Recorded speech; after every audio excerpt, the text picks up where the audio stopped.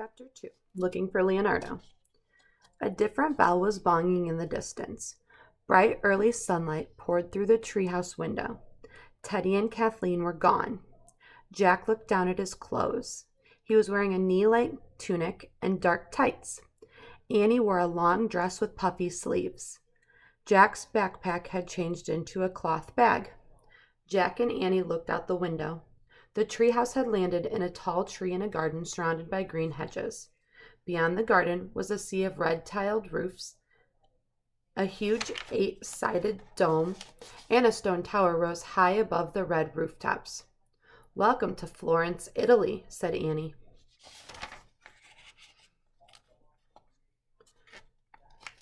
Jack opened their book and read aloud. In the early 1500s, many artists and craftspeople lived in the city of Florence.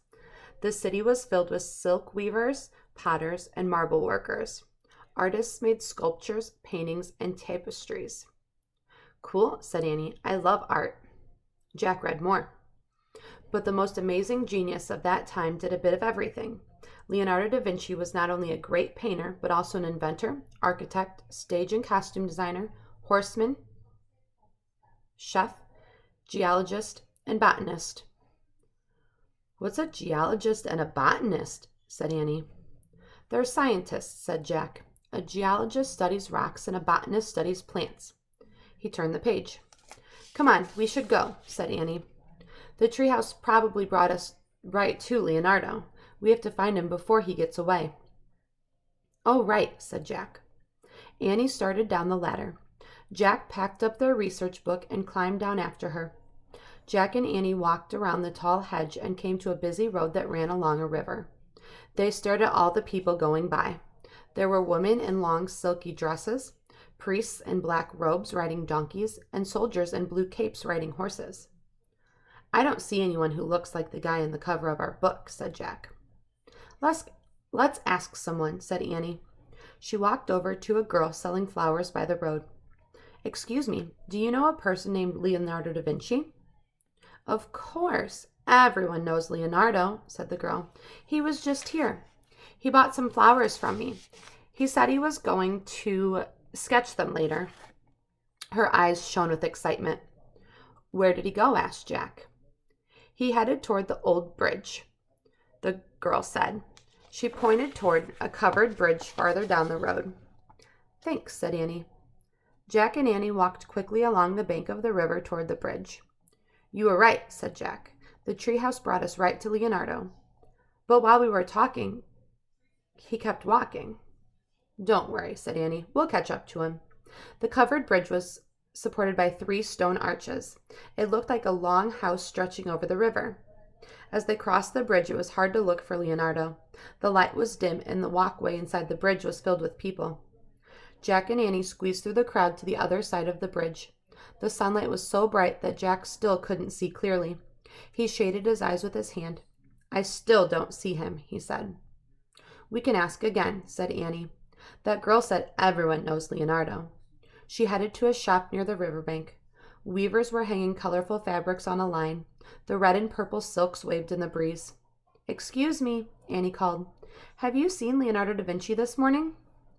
A toothless old woman smiled. "Oh, yes. Leonardo passed by only a moment ago," she said. "On his way to the bakery, I think." She pointed down a narrow lane. "He goes there every morning."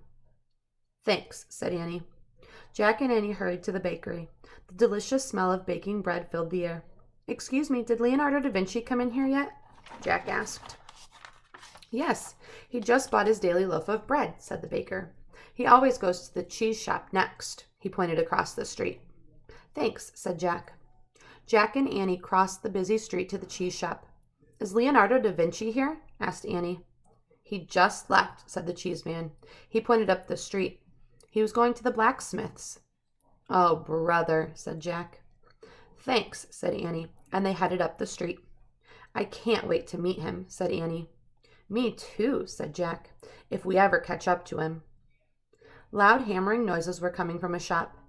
Jack and Annie looked inside and saw a blacksmith pounding a horseshoe with a huge iron hammer. A fire was roaring in a hearth nearby.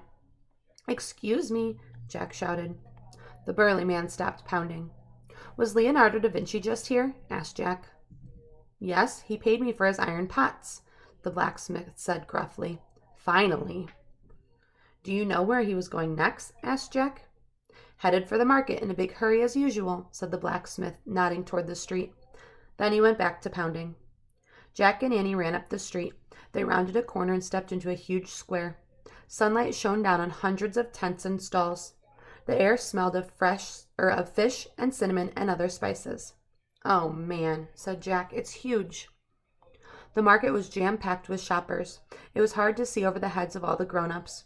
We could spend all day looking for Leonardo here, said Jack. This is not good, said Annie. We're supposed to spend the day helping him, not looking for him. Remember the rhyme said, help the genius all day long, morning, noon, and afternoon, till the nightbird sings its song.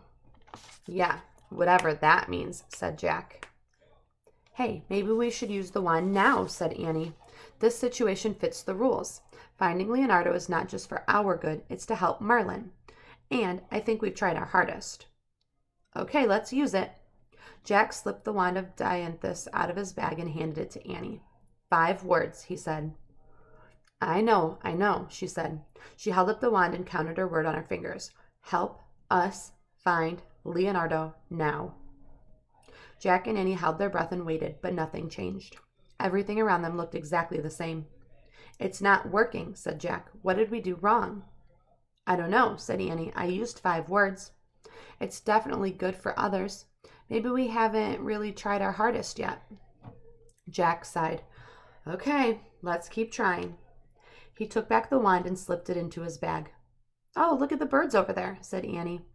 She pulled Jack over to a stall that sold caged birds. Only one bird was singing, a brown bird with a reddish tail. He was very plain, but he sang beautiful with whistles and trills. Hi, you, said Annie. The bird tilted his head and looked straight at Annie, and he chirped softly. Come on, Annie, we can't waste time here, said Jack. We have to keep looking for Leonardo. But didn't you hear his song? Said Annie. He wants to fly away. He wants to be free. Jack looked around for the bird seller. He was standing nearby talking to a customer. Forget it, Annie. We don't have the money to pay for him, said Jack. But he wants me to help him, said Annie. I can feel it. She reached toward the cage door, but Annie unlatched the door. Annie, don't, said Jack. But Annie unlatched the door. The birds hopped on the ground. Oh, no, said Jack. He grabbed for the bird, but it was too late. The brown bird was already flying away into the blue sky. Yay, said Annie. Hey, shouted the bird seller, rushing over to them. Were you trying to steal my bird? We weren't stealing him, said Annie. We were setting him free. The bird seller grabbed Jack by the arm. You'll have to pay for him then, he barked. But, stammered Jack. Marco, unhand that boy, a man's voice boomed. Jack turned to see a tall man in a purple cloak and floppy blue hat. He had a long nose, bright, kind eyes with heavy eyebrows, and a flowing beard. He looked exactly like the man on the cover of their book. Leonardo, said Annie. The wand worked.